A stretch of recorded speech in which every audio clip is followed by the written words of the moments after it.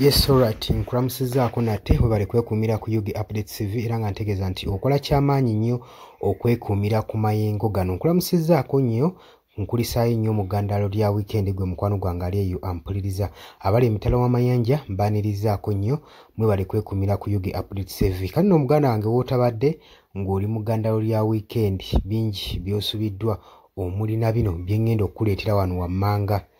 Tukimanyi bulungi nnyo embiranye eri wakati wa embassy eya Germany saako ne gavumenti ya wano eya Uganda naddala institute emu eya UPDF. Tetumanyi lwaki oluvannyuma kigambibwa oluvannyuma lw'abadiplomatiki bano aba European Union nga mugase ne ambassador owa Germany bagina ne basisinkana Robert Kyagulanyi Ssentamu oba abakulembeze b'ekibiina kya National Unity Platform wali ku headquarters ekavule.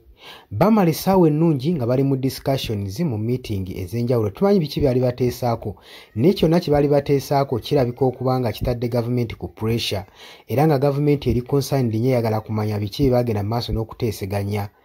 Era tewaayise essaawa mbale tulaba nga institute eno eya UPDF ng'eyita mu mwogezi waayo spokesman Charles Magezi bagenda mu maaso n'okuba nga babaako ebigambo bye bapaatiika ku ambasada wa Germany bagamba nti no ono ayinza okuba nga y'omu kubafujjirira abayeekera bagenda mu maaso n'okutuusa ku Uganda obulabu basinakini baagala kuggyako Mwami Yoweri Kaguta Museveni ku ntebe.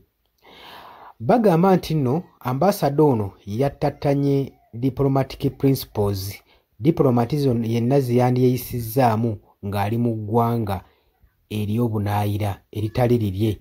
Bagamba nti okusinziira ku peace agreement yakolebwa mu Vienna Covenant agamba nti nno etteeka lino yalittattanye wabula bo bagenda mu maaso n'okulumiza bagamba ekibiina kya National Unity Platform si kibiina bubiina, it's not a political party, si just a political party nga we tumanyi wabula kano ka group akazisabutaginga n'abayeekera abagenda mu maaso n'okuyeekera eggwanga era bo balumiriza nti bangi be bakutte mu bitundu eby'enjawulo omuli Mukono, Wakiso, Kampala district n'okwetooloola eggwanga lyonna nga bagenda mu maaso n'okutega bbomu saako n'okuinterfieringa n'ebintu ebimu eby'obutujju mu ggwanga era nga balankinga Robert Kyagulanyi Ssentamu omukulembeze w'ekibiina kino ekya National Unity Platform nga bagamba nti nno ono si mukulembeze bukulembeze wabula mukulembeze w'abayeekera saabayeekera.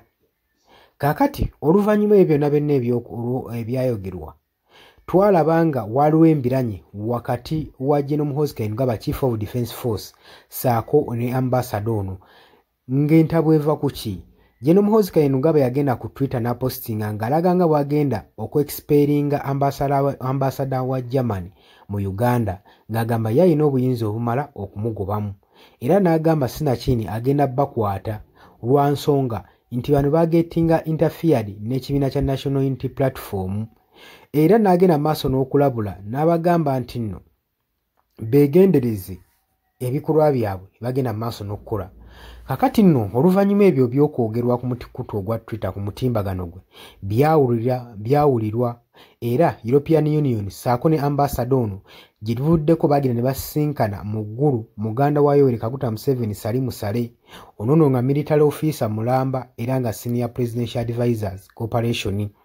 Kakati ebyavaayo tibiwoomya nakabululu oluvannyuma lwa Andrew Mwenda saako ne ambassador ono kusinkana emu bye baayogera ebyama bye badde tumanyi bye bino wammanga era ebigenda maaso n'okusaturatinga ku social media.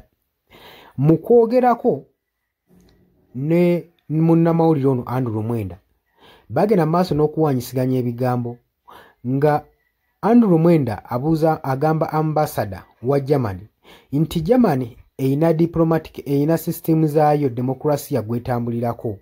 System ensi zammwe zaakulaakulana dda tetusobola kuba nga tutambulira ku demokrasiya wammwe ku system zammwe.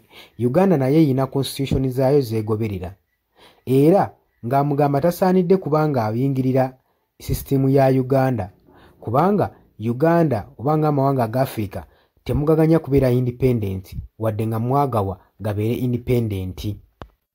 Wabula ambassador mu mwanukula yamugambye nti nno ensonga zibagezaako okwogera boogera ku nsonga y'okukuuma eddembe ly'obuntu, ku nsonga eya human rights abuse egenda mu maaso n'okukolebwa mu Uganda, era ng'agenze maaso n'amubuuza n'amuquestioninga ebibuuzo bino wammanga nti kye mugamba nti nno torturing and abduction ziri part of legal system mu mateeka agammwe, ng'amubuuza nti nno okucunya n'okubuzaawo bannansi bammwe bye bimu biri ku irigo sisitemu yammwe ey'amateeka, ng'era ayagala amunnyonnyole kubanga ze ensonga zimu ze badde agenda mu maaso n'okwogerako, ng'agamba kino kisusse okuba bannansi nga bacunyizibwa, nga babuzibwawo, bawambibwa, bannamawulire bakubibwa emiggo, n'agamba sigaanye muri independent era muyina amateeka gammwe constitution ze mutambulirako, naye muyina constitution already eziri reformed ze muyina okutambulirako ne bannansi bammwe batambulireko. Ye nga kyagamba nti sibagamba aba siba instructinga kubeera nga muri independent nti mutambulire ku mateeka ga Germany ku system yaffe constitution ze zikolebwa, wabula already mwamendinga amateeka gammwe agakugira bannansi okubeera nga tebakinyuzibwa, tebatocalingibwa, tebabuzibwawo.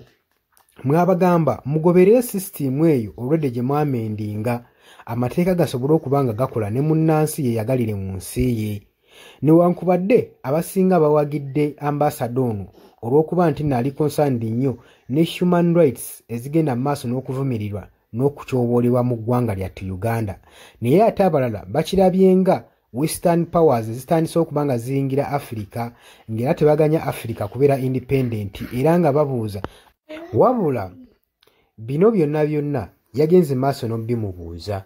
Newankubadde waliwo abakiwagira, waliwo abatakiwagira, naddala abo abali ku ludda olwa gavumenti balabanga baba balinyirira mu ddembe lyabwe mu constitution yaabwe. Kakati tetumanyi ki kigenda kuddirira wakati wa ambassador saako n'eggye lino erya UPDF kubanga entabo weesinga okuva. Wabula olwaleero UPDF yavuddeyo n'erangira n'egamba esazizzaamu era egobye diplomatic ties mu nsonga za security gyebadde ekwasaganya n'eggwanga erya Germany, era tebagenda kuddamu kukwataganya nsonga zonna ezikwasaganyako ne military agencies oba eza security forces. Oli ku Yugi Updates TV kosinzira obanga otuuliza gwatannatwegattako kirira wansi waliwo ekigambo subscribe kikoneko obeere nga otwegattako. Olowooza ki ku nsonga eno gwe mukwano gwange? Ambassador yakoze bubi okubuuza Andrew Mwenda ebibuuzo bino wammanga era ebyamulemye okuddamu oba bali mu kwekwasa? Kubanga nze ndaba ensonga ambassador gyakwatako entuufu olw'ensonga nti nno newankubadde Uganda nga twabulwa abalwanira eddembe ly'obuntu nga ne ministries ezigezaako okulwanira eddembe ly'obuntu teziri function, teziri independent, wezoogerako bazisirisa nga ebaagala.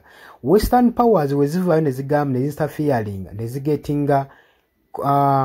ne zigetinga in ku nsonga y'okutyoboola eddembe ly'obuntu. Waki babeera abakugira? Lwaki baba bateekako akazito ng'omukwano gwange aleeyampuliriza?